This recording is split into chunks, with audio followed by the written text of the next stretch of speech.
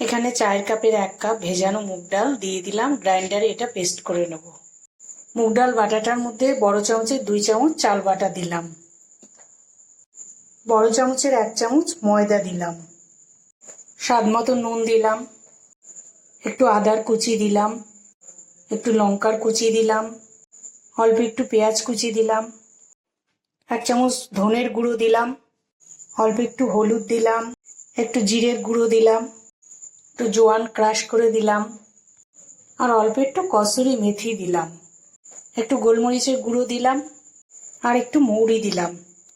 সমস্ত কিছু দিয়ে মেখে নিলাম। আজকে আমি বানাবো মুগ পাকোড়া। এটাই হলো মুগ পাকোড়া। খেতে দারুণ সুন্দর, খুব সুন্দর, কোনো কিছুই লাগে না, এমনি খাওয়া যায়, এত সুন্দর।